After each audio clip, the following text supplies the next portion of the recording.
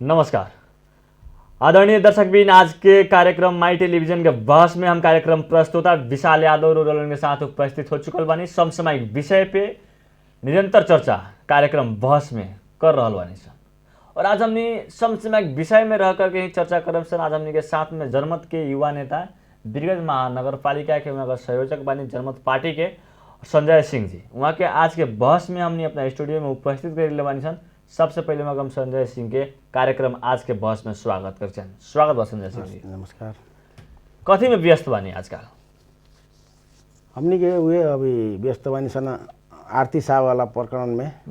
जौन आरती शाह के विगत कुछ महीना पहले जो हत्या भइल रहे ओकरा में भी बिजी बानी सन। हमनी काहे कहता कि एगो आरती शाह मधेश के बेटी जौन दहेज प्रकरण के कारण उनकर हत्या भइल, जौन हत्या भइला के बाद उनकर परिवार के लोग कुछ लोग न्याय खतरा जनकपुर में आंदोलन कैलन लोग। जनकपुर में भी ओकर सुनवाई ना भइल। जनकपुर में सुनवाई ना भइला के वजह से उ जाके काठमांडू के माइती घर तकले में जाके वो आंदोलन विरोध सभा कैली। हुआ ओकनी के न्याय नहीं के मिलल। वहाँ राज्य के तरफ से उनकरा पर दमन भइल बा। उहे दमन के प्रक्रिया देखते हुए हमनी के एगो नगर युवा के ऐसे से हमनी क्या कहनी कि ना ये मुद्दा के हमनी के उठावल जाओ। काहे कि आरती शाह खानी अगर पीड़ित जौन मारल गइल बा ओकरा बारे में यदि आज आवाज़ ना उठैनी सन तो हो सकता बिहान मधेश में और भी मधेसी बेटी सबसे ऐसा क्रियाकलाप हो सकता।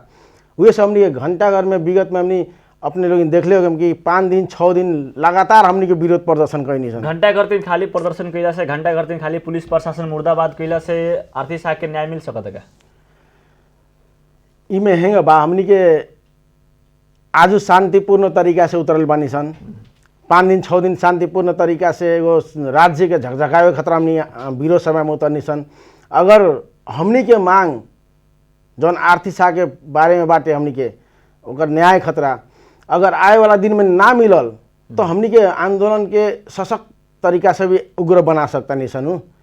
ऐसे भी हमनी के मधेश में एगो नियम का बा कि कोनो अधिकार लेवे खतरा यहाँ गोली खाए के अवस्था में जाही के पड़ेला। लेकिन रउआ लोग सशक्त बनावे खातिर तैयार बानी। आ सिस्टम कथी अभी देश के समसामयिक राजनीतिक घटना देखल तो काम छोट पद पर रह के राजनीति करे वाला व्यक्ति लोग एकदम एक्टिव रहनी, फलना के मुद्दा में चिल्ला के मुद्दा में एकदम आवाज उठानी। कहीं ऊपरला लोग भीतरिया कोनो समझौता कर ललक तो रउआ लोग साइलेंट रहे ना ना क्या पार्टी छोड़ दें ना। पार्टी छोड़े के बात नहीं के पार्टी के जो गतिविधि हमनी के देखले बानी कहीं ऊपरिया लोग समझौता कर तो साइलेंट रहे पड़ी न रुआ। इनमें साइलेंट रहे के बातें नहीं के काहे कि कुछो भी घर के एगो छोट सदस्य करेला नु तो का हो गला कि घर के अग्रज के देख के करेला लोग। अगर कुछो के हिम्मत मिलेला तो अग्रज लोग के देख के हिम्मत मिलेला।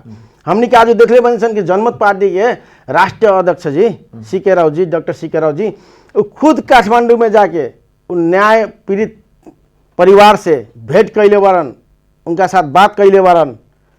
उहे देख के हमनी के मन में क्या भइल कि ना हमनी वीरगंज के भी युवा लोग ई विरोध सभा में उतरे के पड़ी। काहे कि हमनी के अधिकार अगर जनता आज पीड़ित होता, जनता यदि आज मारे में पड़ता तो हमनी के एगो राजनीतिक युवा के कारण, पार्टी के युवा के कारण हमनी के हक अधिकार बनता का। आरती शाह के हत्या के जांच कर वाला एकदम आवाज उठावत तनी तो आरती शाह के वाला उनका आवाज उठिला से उनकर न्याय मिल सकता का बिहान भइला के दिन? अपने सुन ले हो के माजू जनकपुर टुडे में छानबीन कमेटी गठन भइल बा।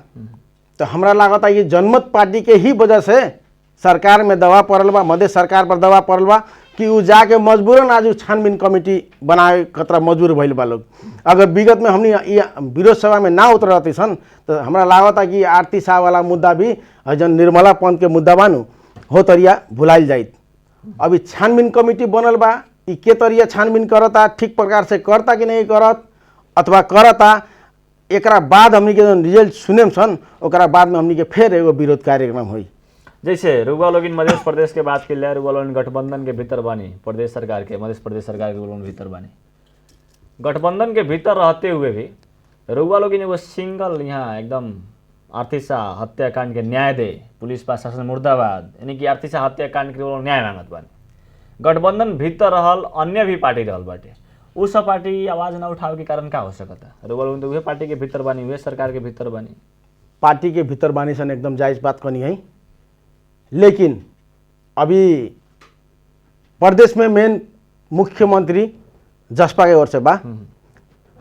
हमनी के पार्टी में भीतर रहला के मतलब ये नहीं है कि हमनी के विरोध अन्याय के विरोध में आवाज ना उठाई सन। हमनी के उठाएम सन, क्या कि हमनी के अब भल कहनी है, हमनी के डॉक्टर सीके राउत तो केंद्र में भी बारन नु, केंद्र में भी मंत्री उनका बाएगो है कि ना। लेकिन मध्य प्रदेश में रउआ लोगन आंदोलन कर दें ना, मध्य प्रदेश की हम बात कही नहीं। तो मध्य प्रदेश में मुख्यमंत्री मोरा कनी जसपा के बा, कृषि मंत्री रउआ पार्टी हमनी के भी बाटे, उ लोग के भी बाटे। लेकिन का बा कि हमनी पार्टी में बानी सन, सरकार में बानी सन, विरोध ना करे के होई। अगर केहू विरोध ना कलक तो मधेश के मुद्दा के समाधान के होई। विगत के आंदोलन 6 महीना के आंदोलन आज गवाह बा। यदि हमनी के मध्य प्रदेश के सबसे बड़का पार्टी कहल जाला केकरा, जसपा के, उ जसपा के नीति या नियम आज ठीक रहित नु तो हमरा बुझाता कि ये आर्थिक साजेशन जोन घटना घटल सबसे बड़का पार्टी जसपा के कह सकल था? क्या से मध्य प्रदेश में हमेशा नेपाली कांग्रेस नेकपा एमाले बेसी सीट ले आवेला, एक बेर जसपा ले आई रहे, तो एक बेर जसपा ले आदलक तो ओकरा सबसे बड़का पार्टी क्यों कह सकल था मध्य प्रदेश में? पार्टी आंदोलन के कार्यकाल में जौन बेरा चुनाव भई रहे ओ बेरा जसपा नंबर 1 प्राप्त कैले रहे मध्य प्रदेश में। ये बेरा जसपा के स्थान देखी तीसरका नंबर बाटे अपने के चुनाव में, तो ओकरा के नंबर 1 पार्टी के कह सकल था? कारण बाएगो मधेश के जनता जौन हमनी बानी सन, एगो मन में भरम लेके बात होता सन का हमनी कि जसपा बाहेक हमनी के कोनो भी उद्धार ना करे सकी। अपने के था 6 महीना के आंदोलन भर रहे, जब ये मधेसी जनता हमनी सब मिल के 6 महीना नाका बंद करी सन। हर एक परिस्थिति में हमनी के आंदोलन के मतलब ऊंचाई तक पुगनी सन। लेकिन आज ओकर नतीजा हमनी के का मिलल? एक तो 22 जिला के मधेश रहे, 8 जिला के में सीमित भइल। वह मधेसी आंदोलन ताका घंटा घर में जौन मधेसी नेता लोग सीना ठोक के कहत रहे कि मधेश के मांग मिलला पर मधेसी जनता पर कोनो अत्याचारी कोनो अन्याय ना होई, हर एक मधेसी के अधिकार मिली। तो उहे अंतर्गत कहतानी कि जौन हमनी के एगो आशा भरोसा मधेसी पार्टी पर रहे, जसपा पर रहे, आज देखी ना ये आरती शाह के मुद्दा प्रश्न कर दिलक। अगर वो घड़ी के आंदोलन में कहल बात सही रही तो एगो आरती शाह खानी धनुषा जिला के एगो जनता के आरती शाह के मृत्यु भइल, मृत्यु के तरिया भइल, मारल गलत बा ना मारल गइल, ये एगो अन्यल के बात बा। लेकिन उनका परिवार जब बात उठावत रही कि हमर बेटी के न्याय मिले के पड़ल, धनुषा से लेके जनकपुर से लेके काठमांडू के माइती घर तक ले जाके वो आंदोलन करे पर विवश भइल। तो इमे का लौकता कि मधेश सरकार सबसे बड़का कमजोर बा आज के दिन में, जसपा के मुख्यमंत्री कमजोर बा आज के दिन में। मुख्यमंत्री के भीतर में रउआ लोगिन बानी तो कमजोर क्यों कहत बानी? ना ना राउर सीके राव जी पार्टी के भीतर रह के उपेंद्र यादव के शिकायत करत बड़न, और रउआ लोगिन ने पार्टी में के भीतर रह के अफसर हो जाए यादव के शिकायत करे के शुरू कर ले। अपने मुख्यमंत्री के हम काहे शिकायत करता छोड़ दिला ना पार्टी, काहे गठबंधन छोड़ दिला। जब भीतर रह के शिकायत करत बानी लगन तो उनका का छोड़िए दिला, पार्टी के सरकार तक गिर उनकर तो से अपन जवाब पर आ देंगे। पहला का होकेला जनता हमनी के जितना हमनी पर विश्वास कैले बा उ आधार में हमनी के तो काम करे का तरह कुर्सी चाहिए नु। एगो जसपा के कारण जनता के देवल मत हमनी के का दुरुपयोग करी सन। जनता हमनी के मत देले बा का खतरा कि ओ ठाव में पुग के हर एक जनता के बारे में और सशक्त तरीका से पहले कारण के हमनी के पार्टी मध्य प्रदेश के अथी में ना रख कोनो कुर्सी में ना रख तो हमनी रोड से आवाज कर उठावत नहीं सन। आज हमनी के जनमत के कार्यकर्ता होके के नाता से युवा के नेता होके के कारण से हमनी घंटा घर में आवाज उठावत नहीं सन। तो हमनी के जे पोस्ट में गइल बा लोग उ सदन आ प्रदेश में आवाज उठावता लोग, सबके एगो अलग अलग एगो थ्योरी होकेला आवाज उठावे के। आज उहे कारण जे कहतानी अपने की पार्टी छोड़ला समस्या समाधान ना होकेला। हमनी के हुआ भी आवाज बुलंद बा, यहाँ भी आवाज बुलंद बा। जौन सरकार हमनी सरकारे में बानी सन, जौन नेता जौन मुख्यमंत्री अगर यदि सही करता ओकर तारीफ हमनी खुल के करेम सन, लेकिन उ नाजायज करता ओकर विरोध हमनी के कभी ना छोड़े। दोसर पार्टी के तारीफ तो करिए ना सकत बाटे नेताजी। ना ना काहे उ कितनो बढ़िया काम करो तो काहे से रउआ लोगिन के मधेसे के विजन बा, जसपा के लगे मधेसे के विजन बा, अभी दोनों लोसपा के लगे मधेसे के विजन बा, 3 गो पार्टी के लगे मधेसे के विजन बा, तो जसपा लोसपा के बड़ाई करो और लोसपा जनमत के बड़ाई करो चाहे जनमत जसपा के बड़ाई करो कह के ये तो हो ही ना सकता। जरूर लोग बढ़िया काम करिए तो लोग बड़ाई करें। बहुत अच्छा बात करनी आपने। जसपा लंग मधेसे के विजन बा, लोसपा लंग मधेसे के विजन बा, और एबीसीडी जितना पार्टी बा सब लंग मधेसे के विजन बा। 3 गो मधेसिया पार्टी की बात करनी है। एबीसीडी पार्टी तो नेपाली कांग्रेस हिमालय की बात नहीं करत। ना ना, 3 गो पार्टी की बात वो लोग दूध के धुलल नहीं के नु। ना ना, हम वो लोग कांग्रेस हिमालय के में अभी घिंचल ठीक नहीं के। अभी यहाँ मधेश के विजन के बात होता तो जसपा लोसपा और जनमत के घिंचल जरूरी बाटे। अभी नहीं विषय पर बानी से जसपा के मधेश प्रति के विजन अच्छा रही। कुछ दिन पहले आरती शाह के प्रकरण में जहां उनको परिवार विरोध सभा करता रही, अपन बेटी के मरल बेटी के न्याय मांग कर खतरा आवाज उठावता रही, वहां उपेंद्र यादव जी भी गए रहलन। देखनी है वो वीडियो सामाजिक संजाल में देखनी है। केंगे वो एगो होकेला नु जेंगे बाजार में पैकेट मारला पर आदमी कहला उए ओकरे देखनी है केंगे भागेला पैकेट मार हम ना करके उहे स्थिति में उपेंद्र यादव वहां से भागल बारन। का उनका अधिकार ना रख, मधेश के जनता ना रख, जो आवाज उठावत रख, ओकरा लंग बैठ के ओकर का बा कमी कमजोरी का बा, ओकर शिकायत का बा सुने के उनकरा उचित ना रख। वो मधेश से जीतल एगो आज जे भी बारन मधेश के जनता के खतरा का कारण आज उपेंद्र यादव ठाव पर पुगल बनन। आज उहे उपेंद्र यादव मधेश के एगो जनता के बात तक सुने के स्थिति में नहीं खन। तो केंगे कहता नहीं कि का दिन मधेश के विजन लेके जसपा आगे बढ़ता। मधेश के विजन लेके आजू के संदर्भ में देखी वीरगंज में एगो सभा भैला जसपा के देखनी है। अब तो मधेसी दल रहिए ना गए जसपा, काहे कि तो शायद अब एमआलए में विलय हो गई। अरे वो लोग के विलय भेल, हमनी के विलय नहीं गए भइल, पार्टी एक नहीं गठबंधन के भीतर तो वो लोग गठबंधन एगो बात होकेला आ कोनो पार्टी से जाके मिल गए एगो बात होकेला। एगो प्रमाण बताई वो विलय होके के उनकर जरिया का होता कि तो अपन पार्टी खारिज करा के केपीओली से समझौता कर उनका पार्टी में पूरा लोग ढुक गईल, पार्टी छोड़ देलक। विलय होके के जरिया बताई देते विलय होके के जरिया हम अपने के बताओ तनी। हमनी के चुनाव में अकेले चुनाव लड़नी सन, राइट? चुनाव लड़नी सन, जनता हमनी के जितना वोट दिलक वो वोट के सदुपयोग करे खतरा हमनी मध्य प्रदेश में अथवा केंद्र में गई सन अपन अधिकार लेके। लेकिन जसपा क्या कहलक तो पार्टीगत गठबंधन कैलक है कि ना। वो पार्टीगत गठबंधन दोसर चीज होकेला आ सीट कतरा गठबंधन दोसर चीज होकेला। तो हमनी के तो कोनो पार्टी से जाके अपन नाम परिवर्तन करके कोनो पार्टी में नहीं न जुड़ल। हमनी तो जनता के देवल वोट के अधिकार के लड़ाई लड़े खतरा हमनी जौन कुर्सी जनता दिले बा वो कुर्सी में जाकर लड़ता नहीं सन।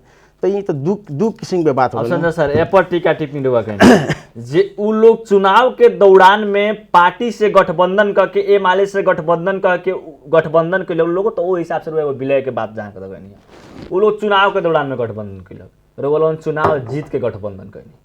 चुनाव जीतला के बाद में गठबंधन करके जाकर सरकार बनी लगन। तो में फर्क कथी के देखल जाता तंगा बताई? फर्क देखल जाता काम फर्क हम देखी अपने के एकदम जायज बात कहता नहीं गो। हम जनमत पार्टी के वीरगंज महानगर समिति युवा अध्यक्ष संयोजक बानी। तो हम ज़्यादा राजनीतिक ना करेनी, हम हई एगो युवा, हमरा काम पर विश्वास रहेला। आजू के दिन में हम काम कैनी तो जनता हमरा मानता, वे काम के अनुसार जनता हमरा जोन रिस्पॉन्स देवेला वो हमर उपलब्धि है का। लेकिन यहाँ क्या होता कि अपने कहनी विलय के बात तो विलय वही बेर हम करेंगे विलय हो जसपा वैसे हम कहनी तो जसपा तो सुन ना आजू के दिन में जसपा के नाम काती ये माले में विलय हो रे जसपा के नाम काती है तो हमरा बताई तो जनता समाजवादी पार्टी जनता समाजवादी आ पहले का रहल। अब जहाँ तक बात करें पहले भी मधेश से जुड़ल नाम रहे ओकर, अब जनता समाजवादी पार्टी एकीकृत समाजवादी पार्टी आज अभी नाम रखा मतलब कुछ लोग को हता अभी जनता समाजवादी पार्टी। लेकिन हमनी के तो जनमत पहले भी रहनी सन आजू भी जनमत बानी सन। फर्क इतने बा कि वोट मिलला के वजह से जनता के सम्मान मिलला के वजह से हमनी क्या बानी सन तो उस चीज़ के सदुपयोग करे खतरा हमनी सरकार में मजबूरन शामिल होकर के पड़ल। क्या हुआ ना जान सन तो हमनी के जनता के जौन हक अधिकार बा ओकरा खतरा खाली रोड पर चिल्ला से हमनी के अधिकार मधेश के ना मिली। हर पार्टी के ये बात बा। अब जहाँ तक लोग मजबूरन में सरकार में जाके पड़ल तो वो लोग के भी मजबूरन में गठबंधन करे के पड़ल। तो उ लोग के ऊपर टीका टिप्पणी ना कर सकला था काहे से और पार्टी वास्तव में गठबंधन करके सरकार ना बनले रही तो रुआ जसपा पर टीका टिप्पणी कर सकत रहनी है जे जसपा पार्टी एमाले में विलोप हो गई बा काहे से और पार्टी भी गठबंधन करके सरकार बनैले बा काहे से उ लोग चुनावी दौरान में बनले बा र वो लोग निर्वाचित होके बनले बा तमे कहीं फर्क नहीं खे देखला फर्क बाटे फर्क हम अपने के फर्क दिखाओ तनी बताई गठबंधन एगो बात हो गेला आ गठबंधन के कारण ही अपन मूल्य मान्यता त्याग देम मधेश के अधिकार का है शहीद परिवार का अधिकार का है सब चीज के लात मार के खाली अपने गठबंधन में दिन रात जाके नारा लगाएम तो हुआ खा भी बा रउआ लोग ही आजू कहतानी जसपा भी गठबंधन कैलक जनमत भी गठबंधन कैलन लेकिन काम के मूल्यांकन करल जाओ काम के मूल्यांकन के तरिया होकेला फिर अपने के मधेश आंदोलन में ले जाता नहीं अपने के मधेश आंदोलन के बेरिया में जौन एगो बात कहल कर रहा हम कोनो भी कीमत में स्वायत्त मधेश एक प्रदेश के धारणा ना छोड़े 22 जिला के मधेश लेके छोड़े ओकर बाद आंदोलन भइल कुछ आदमी हमनी के वीरगंज के मधेश भर के कुछ हमनी के दाजू भाई गोली खा के शहीद भइलन आज देखता नहीं कहाँ अब कौन अवस्था में बा शहीद परिवार राउर भी डॉक्टर सीके राव जी कहले रहनी जे हम चुनाव ना लड़ेम चुनाव बहिष्कार करेम चुनाव कबो ना लड़ेम हमारे 22 को जिला जब ना मिले तो हम चुनाव लड़बे ना करेम हम चुनाव में जइबे ना करेम चुनाव में भागे ना लेम तो चुनाव में काहे भाग लेनी पहले अपन देखी ओकरा बाद में वार करी गलत बात हम रुआ साथे वार करेम लेकिन सही के सही होके के पड़ल राउर भी पार्टी एकदम बढ़िया होके के पड़ल राउर भी पार्टी बीतल समय में कहले रहे जैसे रुआ भी जसपा के ऊपर टीका टिप्पणी करता अन्य पार्टी के ऊपर टीका टिप्पणी कर रहा बानी नेकपा हर पार्टी के ऊपर टीका टिप्पणी कर रहा बानी राउर भी पार्टी कहले रहे हम चुनाव में भागे ना ले हम तो चुनाव में भाग काहे लेलक उ कहले रहे 22 को जिला जब ना मिली तब हम मनबे ना करें तो राउर भी पार्टी कहले रहे जब ले हमारा अधिकार ना मिली तब हम चुनाव में लड़बे ना करें एगो कारण होकेला देखी अब रउरा में कारण बोलो में कारण नहीं ना हाँ, बताइए। एगो हर एक चीज के एगो कारण होकेला एमे हम एगो बात कहता नहीं अपने के हम अपन बारे में बताओ तनी प्रश्न में चेंज कइला ना ना रह दी ठीक बा बोलिए हम एमे कहम हमर एगो बहुत अच्छा धारणा बा हम अपना बारे में सोचेनी हम इससे पहले को दोसर पार्टी में रहनी है उमें रहला के वजह से हमरा काम उम करे के छूट ना मिले मतलब काम करे के एगो मौके ना दे लोग लेकिन जब से जनमत पार्टी में हम जुड़नी तो हमरा एगो निमन एगो फील्ड मिलल हम जनता के आवाज़ खतरा दिन रात घंटा घर में चिल्लानी हम एगो समाज सेविक भी हैं हम हाँ लेकिन हम कौन शुरू से हमार का आदत बा कि हमार एगो विजन रहे हम राजनीतिक पार्टी में घुसम तो कभी चुनाव ना लड़े एमे पूछी अब का है चुनाव लड़म तो हम बर्बाद हो जाए हमार विचार भ्रष्ट हो जाए क्या कि हमार अपन अग्रज लोग के हम देखा तानी नेपाल में अभी जे आदमी शुरू में चुनाव जीतला से पहले जो नारा लगा के आगे जाए लोग जीतला के बाद मजबूरन वही भूमरी में भुला जाए तो उ देख के हम का अभी भी हम ये कहनी कि हम राजनीतिक पार्टी से लागल बानी लेकिन हम चुनाव ना लड़े जब तक जीवन रही जब तक ले हम पार्टी के भीतर रह के संघर्ष करें हम हमारे आज के हमर सोच बा बिहान हो सकता हमारा जरूरी पड़ गई हमार पार्टी भीतर देखता नहीं हमारा पार्टी भीतर रह के हमार मापदंड हम पूरा नहीं कर सकत जनता जो हमरा से आशा रखले बा पूरा नहीं कर सकत तो ओ बेरा के हम चुनाव ना लड़ सके लोकतंत्र बा यहाँ ये अपन अपन जनता के हक अधिकार खतरा आज होकेला कि हम पेन के मदद से लड़ता नहीं बिहान हो सकता हमारा हथियार उठा के भी अवस्था पड़ सकता तो ये लोकतंत्र है कब कौन बेरा अपन सोच परिवर्तन करे के पड़ला ये केहू नहीं के जानत का जहाँ तक ये प्रश्न में चेंज किया एक और ही बात वीरगंज महानगर पालिका में चर्चा का विषय बनल बाटे वीरगंज महानगर पालिका में लगभग जनमत के युवा लोग के कुछ माने इतना ना चर्चा ही कर चुकल बाटे लोग मेला के लेकर के जे जनमत के युवा लोग के कारण ही अब की मेला कुछ ऐसा टीका टिप्पणी सुने के मिलल बा जनमत के युवा लोग के कारण यहाँ पर की मेला देखल गेल के जे ना लगावल गाय से यहाँ के मेयर साहब मेला लगावत बनी तो बोल उनके साइड कोनो दिक्कत बा का ना ना हम में क्या कहे हम अपने के भी कहे के चाहम हमनी के आम जनता के बताएं वीरगंज महानगर वासी के भी हम ये कहे के चाहम जनमत पार्टी कभी भी मेला के विरोध में नहीं रहल का हमनी के जनमत तो चाहता नहीं सन युवा चाहता नहीं सन कि वीरगंज के पहचान खतरा ऐसा मेला महीना के एक बेर ना पूरा महीना लागो ओमे हमनी के भी साथ सपोर्ट करें सन जितना शक्ति हो कि उतना लेकिन हमनी के विरोध कहाँ रहलक है मेला के नाम में जौन अश्लील तरीका से जौन अश्लील गीत पर अभद्र तरीका से जौन 12 बजे रात तक ले कोनो को माई बहन स्टेज पर चढ़ के नाचत रही, पैसा खतरा कहीं अथवा कुछ खतरा, उ चीज से हमनी के वीरगंज महानगर पालिका में विकृति फैलक का।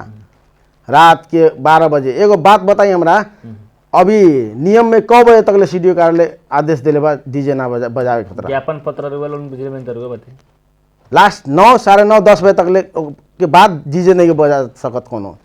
अभी घंटाघर में आजुए के दिन में अगर कोनो गरीब के बरियाती अगर जाता 10 बजे के बाद वो मिस्टेक से डीजे बजा दिलक तो वहाँ ये जिला प्रशासन कार्यालय के पुलिस आई बंद कराई। लेकिन वह महानगर पालिका रात के 12 बजे 1 बजे तक ले डीजे बजावता, अश्लील तरीका से लड़की नचावता। हम ई कहे के चाहे कानून के बात याद दिलावे चाहते नहीं बुझनी, तो उ कितना सही है, उ अपन जगह कितना सही है। आ एगो समाज में आर्केस्ट्रा नचावल कितना सही है, वो आर्केस्ट्रा भी तो बैंड बनू, तो एगो मेयर ऐसा एगो रायसमान सिंह के ये सब शोभा नहीं के देत का? वो करो ना, विकास करो। वो मेला में और किस्म के भी टैलेंट शो रहे, वो मेला में नाच के हटा के और सब चीज़ के टैलेंट जगह स्कूल कंपटीशन हो गए, डांस कंपटीशन हो गए बच्चा से लोग के, उससे कहा कि बच्चा में स्किल डेवलप हुई। लेकिन रायसमान जी तो यहाँ पैसा देखलन का? हम तो सीधे कहें आरोप लगाएं हम, काहे जन अश्लील काम कैले बरन वीरगंज महानगर पालिका के जनता कभी भी ना भुलाए सकी। आपने कहा था नहीं नु जौन जगह आदेश नगर में नाच नचता वहाँ के जनता भी डर के मारे स्वीकृति देता लोग। वीरगंज महानगर पालिका में जनमत पार्टी के वीरगंज महानगर पालिका में रहल जितना भी वार्ड बा सब वार्ड के हम बात करत बानी। एगो वीरगंज महानगर पालिका के जनमत पार्टी के संयोजक बानी। वीरगंज महानगर पालिका में जनमत पार्टी के संगठन कैसे रहल बाबिन? पूरा वार्ड में अभी तक संगठन विस्तार कहीं नहीं अभी अपना वीरगंज महानगर पालिका के भीतर की बात करते हैं। कुछ में हमनी के विस्तार कहीं सन, अभी कुछ बाकी बा। लेकिन हम एगो युवा भइला के कारण संगठन बनावे के पड़ेला, बरियार होके तो संगठन बनावल जाला। लेकिन हमर तंगा विचारधारा अलग बा। हम 5 गोरा संगठन बनी तो पहला 5 गोरा विरोध में उतरे, भ्रष्टाचारी के विरोध में, ताकि हमर काम देख के भी लोग हमरा से जुड़े का प्रयास करी। हम काम ना करें आ खाली संगठन को ओरी जाएम तो वहाँ बा हम फेल खा जाएम। हुए से वीरगंज में देखा तनी अभी बहुत किस्म के ऐसा भ्रष्टाचारी निकलता। ट्रैक्टर घोटाला, एगो दिव्य युवा क्लब के बारे में भी आ रहा है, और अरुण उदय की दिव्य युवा क्लब सामी परियोजना के बारे में वो आयल रहे। अपने के मायस्थान के बारे में सुन लियो कि हम घोटाला कान, मार्बल वाला में बहुत ऐसा बात आयल, घंटा करके पेंट करे के बारे में, शंकर आचार्य के बारे में। आई अभी एगो जीतपुर के जितना फोड़ बा यहाँ वीरगंज में कॉन्ट्रैक्ट भइल बा बीए के लिया के, इस सब खातिर घोटाला के एगो कांड का एकरा खतरा हमनी के दिन रात लड़े के पड़ी नु। तो हम अपने के टीवी चैनल के माध्यम से रायसमान जी के क्या कहे, हम पहला जौन कहीं नहीं वो कहीं नहीं, लेकिन आज के बाद अपने के करे से पहले एक बार सोच लेम कि युवा जनमत संघ अपने के बीच में बा। कोनो भी गलत काम करे से पहले अपने युवा जनमत के बारे में सोच लेम, क्या पहले ना रहनी सन हमनी, कुछ साल पहले ना रहनी सन। अभी हमनी युवा जनमत एगो स्वराजी के रूप में निकले बनी सन। हमनी के काम कहा कि वीरगंज महानगर के जनता के हर एक भ्रष्टाचारी से बचावे के, हर एक भ्रष्टाचार के बारे में अवगत करावे के, अवगत करावे के ही हमनी के काम ना। हमनी के काम ये भी हो कि भ्रष्टाचारी के विरोध में संपूर्ण वीरगंज जनता लोग के हमनी के साथ में मिला के आए वाला दिन में रायसमान सिंह जी के अथवा वीरगंज महानगर पालिका के हमनी विरोध में उतरे सन। हमनी कुछ दिन बाद ट्रैक्टर घोटाला में भी उतरे वाला बानी सन। ज़्यादा बात करें संगठन के हम विशेष फोकस नहीं है। 32 वार्ड में वीरगंज महानगर पालिका के भीतर के हम बात करते नहीं, संगठन कहाँ तक विस्तार कर बा? कितना वार्ड में संगठन विस्तार होल बा, कितना वार्ड में बाकी बा? हम कुछ ऐसा बात बा अपने के संगठन अंक में बताएं। कुछ जगह भइल बा, बहुत ऐसा जगह भइल बा, बहुत जगह बाकी बा। क्या आवे वाला दिन में स्थानीय चुनाव की बात कही, स्थानीय चुनाव में वीरगंज महानगर पालिका में जनमत पार्टी एगो जगह बना सकता है? आज के डेट में हमने के मधेश में खाली वीरगंज महानगर पालिका के भी एक विकल्प काती बा। हमनी के बहुत ऐसा पार्टी देखनी सन, राष्ट्रीय पार्टी देखनी सन, क्षेत्रीय पार्टी देखनी सन, लेकिन उस सब देखला से नतीजा का मिलल कि हमनी के जौन भी अधिकार मूल्य मान्यता रहे उ सब चीज़ घटते जाता दिन प्रतिदिन। अब हमनी के एगो चाहना बा जनमत, आए वाला दिन में जनमत हमनी खतरा कर सकता का हम दावा के साथ काहे कह सकता नहीं कि सिक्के राव जैसा एगो व्यक्ति अपन सब ऐशो आराम छोड़ के मधेश के मुद्दा खातिर जन रोड पर उतरल बारन। आज उ मधेश के बारे में ही ना, उ समग्र नेपाल के बारे में जौन सोचता रन, उनकर एजेंडा निमन लगला के वजह से हम खुद उनका संगे जुड़ल बानी। जी। तो हमर विचारधारा के बहुत लोग बा रोड में अभी। अभी समय बहुत कम बा। कार्यक्रम को अंत में पूरा वीरगंज महानगरवासी के रुआ का कहे छे? हाँ, हम वीरगंज महानगरवासी के इतने कहे के चाहें कि अब जितना हमनी के सुत के बिताए वाला समय रहे, अनजान में बिताए वाला समय रहे, उस समय हमनी के जा चुकल बा। काहे कि अगर आजू के दिन हमनी नहीं के चेतत तो हमनी के आए वाला पीढ़ी पर भ्रष्टाचारी हुई। उहे खतरा अगर पीढ़ी हमनी के पीढ़ी के बचाए के बा तो आजू के दिन हमनी के क्या करे के पड़ी, एक रूप होके हम ये ना कहें कि महानगर पालिका के भ्रष्टाचारी के विरोध में, एगो महानगर पालिका ही विरोध में भ्रष्टाचार ना हो, और भी ऐसा बा। सबके विरोध में हमनी के एक आवाज में एकजुट होकर लड़े के पड़ी, तभी जाके हमनी के सुरक्षित हो गए ना, हमनी के आए वाला पीढ़ी भी सुरक्षित होई। हम तो इतने कहे के चाहें। धन्यवाद संजय जी। व्यस्त समय के बावजूद भी माई टेलीविजन के प्रस्तुति आज के बहस में रुआ समय देने का छुटक चाहें। नमस्कार। आदरणीय दर्शक भी आज हमनी के साथ में वीरगंज महानगर पालिका के जनमत पार्टी के संयोजक संजय सिंह जी से हमने बात करनी सन। यहाँ के जनमत पार्टी के संयोजक बने। आदरणीय दर्शक भी आज के बहस इतने। आज के बहस से हम कार्यक्रम प्रस्तुता विशाल यादव छुटक चाहें। नमस्कार।